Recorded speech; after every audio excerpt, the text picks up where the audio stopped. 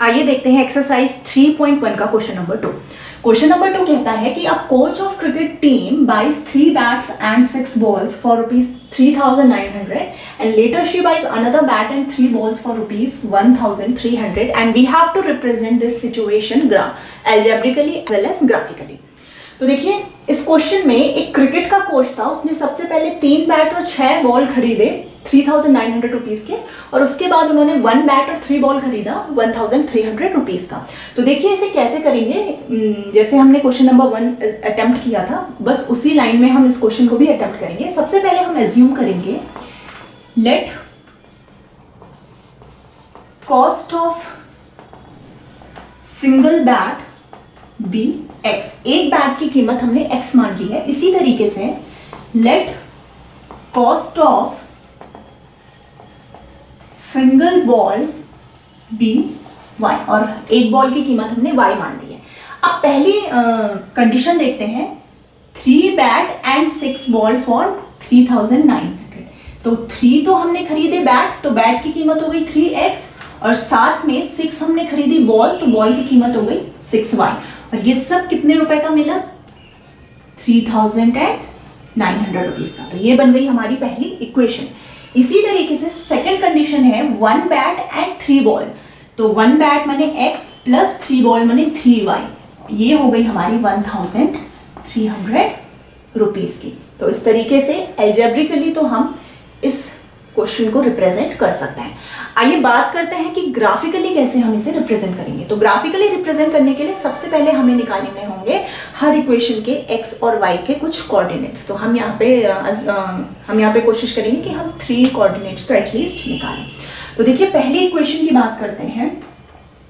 तो पहली इक्वेशन को हम लिखते हैं, तो हम इसे लिख सकते हैं 3x is equal to 3900 minus 6y, और x will be equal to 3900 minus 6y by 3, यानी कि x will be equal to 1300 minus 2y। तो इस तरीके से ये इक्वेशन रिड्यूस हो चुकी है।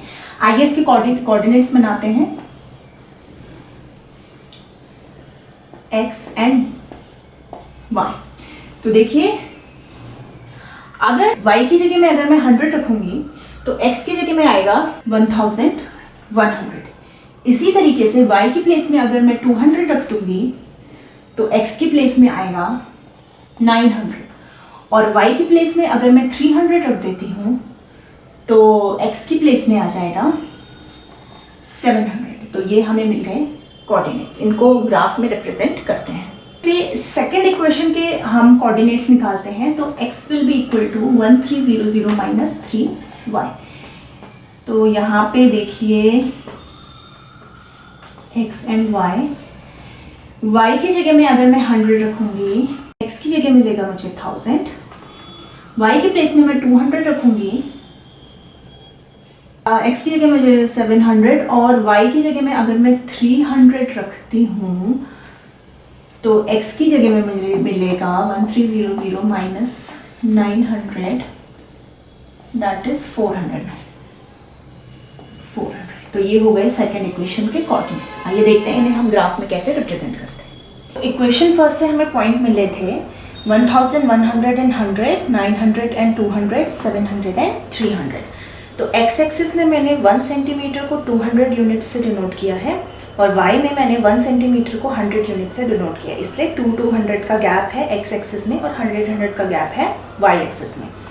तो x एक्सिस का पॉइंट है 1100 जो कि मुझे मिलेगा कहीं यहाँ पे, और y एक्सिस का है 100 जो कि है यहाँ पे। तो ये पॉइंट जो हो गया वो हो जाएगा मेरा 1100 एंड 100। सेकेंड पॉइंट है 900 एंड 200। एक्स एक्सिस में 900 यहाँ पे होगा और 200 y एक्सिस में यहाँ पे। ये पॉइंट हो जाएगा 900 एंड 200। इस तरीके से थर्ड पॉइंट है 700 एंड 300। ये वाला पॉइंट है एक्स एक्सिस में 700, और ये पॉइंट हो जाएगा हमारा 300। तो ये हो गए तीनों के तीनों पॉइंट। इन तीनों पॉइंट को हम ऐड करेंगे तो हमें मिल जाएगी एक स्ट्रेट लाइन। इस तरीके से मिलेगी हमें स्ट्रेट लाइन। सेकेंड इक्वेशन से जो हमें पॉइंट मिले थे वो है 1000 एंड 100, 700 एंड 200, 400 एंड 300। तो 1000 एंड 100 को पहले डिनोट करते हैं। तो 1000 और 100 पॉइंट होगा यहाँ पर, 700 एंड 200, तो 700 हो गया ये वाला पॉइंट एंड 200 हो गया ये वाला पॉइंट, और लास्ट है 400 एंड 300, तो 400 एंड 300, ये 3 पॉइंट हो गए। इन तीनों पॉइंट को मिलाएंगे तो हमें स्ट्रेट लाइन मिलेगी।